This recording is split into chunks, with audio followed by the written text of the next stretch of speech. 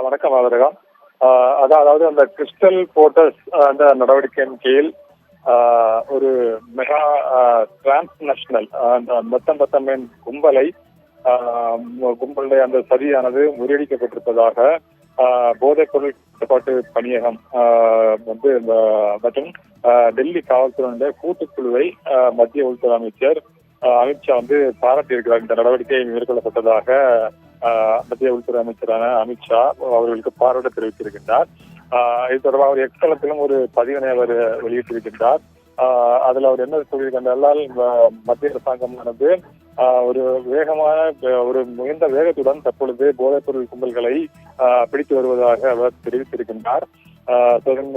இதன் காரணமாக டெல்லியில் 262 கோடி ரூபாய் மதிப்புள்ள 328 கிலோ மெத்தம்பெத்தமைன் பறிமுதல் செய்து இருவரை கைது செய்திருப்பதாக அவர் கூறியிருந்தார். இதன் மூலமாக இந்த போதைப் பொருள் தடுப்பு நடவடிக்கையில் ஒரு திருப்புமுனை இது எட்டப்பட்டிருக்கிறது என்று அவர் கூறியிருக்கின்றார்.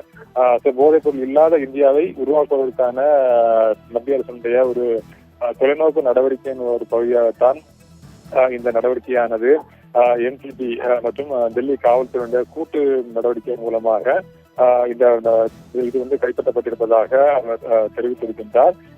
அதன் அடிப்படையில் தான் 20/11/2025 டெல்லியில் இருக்கக்கூடிய சத்தர்பூரில் உள்ள ஒரு வீட்டில் இருந்து சுமார் 328 கிலோகிராம் உயர்தர மெத்தம்பெத்தமைன் பறிமுதல் செய்து ஒரு நாடு கடந்த கடத்தல் வலையமைப்பு முறியடிக்கப்பட்டிருப்பதாக அவர்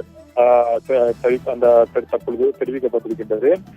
இது அதிக அளவு செயற்கை போதைப் பொருள் வலையமைப்பை இலக்காக கொண்ட ஒரு ஒருங்கிணைந்த உளவுத்துறையால் இயக்கப்படக்கூடிய ஒரு நடவடிக்கையின் மூலம் இது பிடிக்கப்பட்டிருப்பதாக தெரிவிக்கப்பட்டிருக்கின்றது.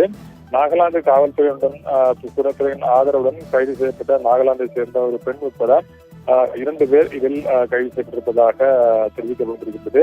அது மட்டுமல்லாமல் வெளிநாட்டில் இருந்து செயல்படும் முக்கிய குற்றவாளி உட்பட பிறரும் அடையாளம் காணப்பட்டிருப்பதாகவும் தெரிவிக்கப்பட்டிருக்கின்றது.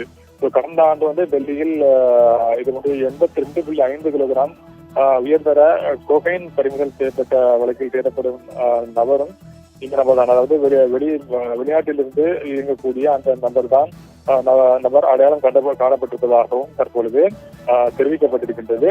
அந்த நபரை இந்தியாவுக்கு நாடு கடத்துவதை உறுதி செய்ய சர்வதேச அமலாக்க கூட்டாளர்களுடன் ஒருங்கிணைந்து முயற்சிகள் மேற்கொள்ளப்பட்டு வருவதாகவும் தற்பொழுது தெரிவிக்கப்பட்டிருக்கின்றது. இதன் அடிப்படையில் தற்போது இந்த கிறிஸ்டல் போர்ட்டர்ஸ் நடவடிக்கை இதன் மூலமாக இந்த மிகப்பெரிய அளவில் இந்த போதைப் பொருளானது பிடிக்கப்பட்டிருப்பதற்கு மத்திய உள்துறை அமைச்சர் தற்பொழுது பாராட்டு டெல்லி காவல்துறைக்கும் அதுபோல போதைப் பொருள் தடுப்பு பிரிவுக்கும் பாராட்டு தெரிவித்திருக்கிறார்.